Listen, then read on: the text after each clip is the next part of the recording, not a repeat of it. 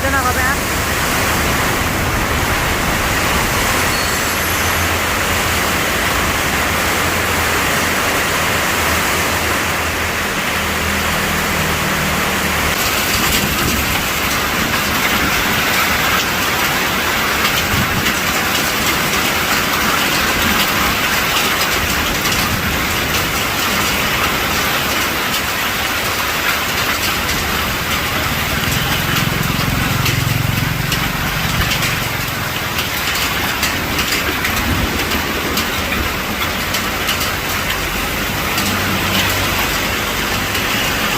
แดนมาเก็บตก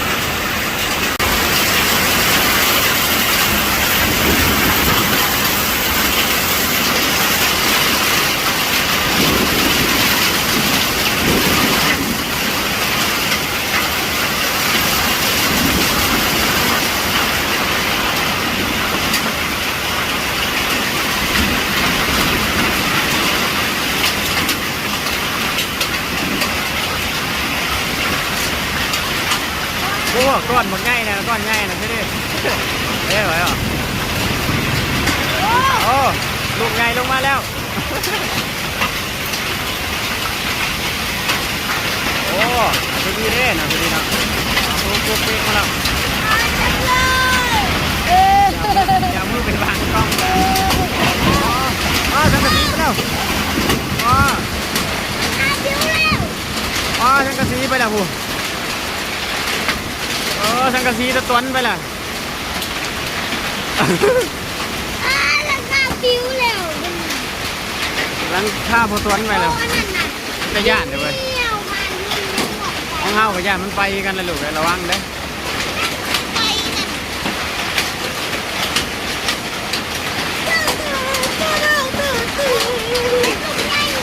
ว้าผู้แห้งกับลูกใหญ่บ่นี่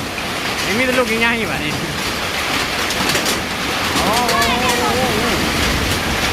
ร้อยแล้วหล่นนั่นร้อยเลย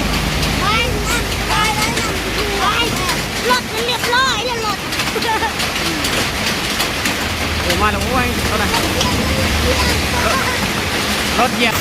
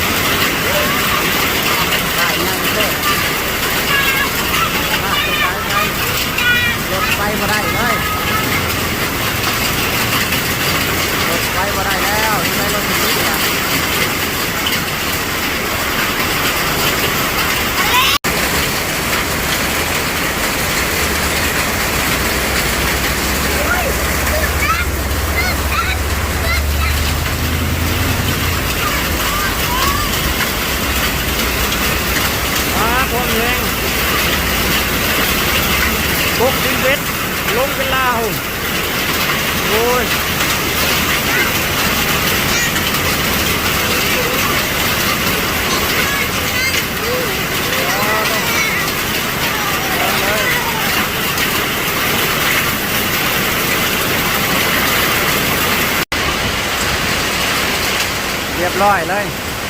ไม่วัดสายไฟอีกแล้ว